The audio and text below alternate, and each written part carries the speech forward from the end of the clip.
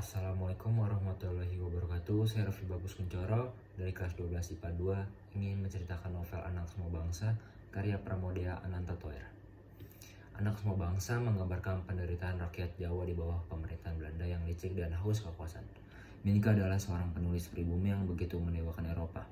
Minka kehilangan istrinya yaitu Annelies Melema. Pada bagian awal novel, sahabatnya yaitu Panji Darman yang menemani Annelies sampai ajalnya di Belanda. Banyak surat dikirimkan oleh Panji Darman untuk Minke dan mertuanya, yaitu Nyai Ontosoro. Selama waktu ini, Minke dan mertuanya saling mendukung untuk lepas duka cita. Pandangan Minke akan dunia dan bangsa-bangsa yang ada di dalamnya dipengaruhi oleh teman-temannya yang kebanyakan orang Eropa karena ia sendiri lulusan HBS. Ia sering berkirim surat dan bertukar pikiran dengan keluarga Sarah, Miriam, dan Herbert. Salah satu sahabatnya, yaitu Jean Marais, adalah seorang seniman berkebangsaan Prancis. Suatu hari, ia meminta Minke untuk menulis dalam bahasa Melayu dengan tujuan agar bangsanya sendiri dapat membaca karya Minke. Minke terkejut dan merasa terhina karena ia merasa rendah apabila harus menulis Melayu. Karena percakapan ini hubungannya dengan Jean Marais menjadi dingin hanya karena Maisaroh, anak Jean. Minke akhirnya mau berbaikan dengan Jean. Selanjutnya, Minke diminta Martini Nijman, atasannya, untuk mewawancari Hou Ah Soe dalam bahasa Inggris. Ia seorang aktivis dari Cina yang berusaha membangun bangsanya dari mimpi-mimpi mereka. Ia dapat melihat Jepang mulai menyamai kedudukan negara-negara Eropa. Tetapi betapa terkejutnya Minke saat harian itu terbit yang tercetak berbeda sekali dengan wawancara dan tulisan yang telah ia kerjakan.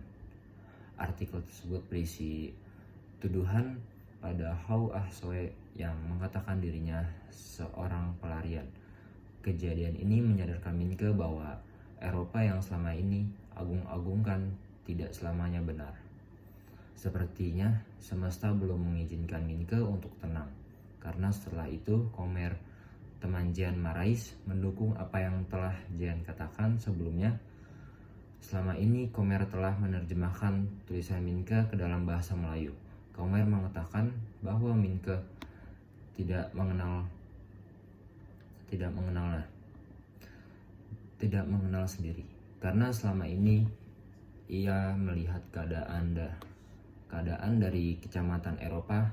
Minke tidak terima dikatai seperti itu, tapi ia tidak dapat membuktikan sebaliknya juga. Karena masih disemuti kesedihan, Minke dan mertuanya lalu memutuskan untuk berlibur ke Tulangan atau Sidoarjo, kampung halaman Mama. Mereka menginap di rumah Sastro Kasir, saudara Mama. Mata Minke menjadi terbuka akan kenyataan bangsanya. Dulu Mama dijual untuk menikahi Tuan Administratur Melema.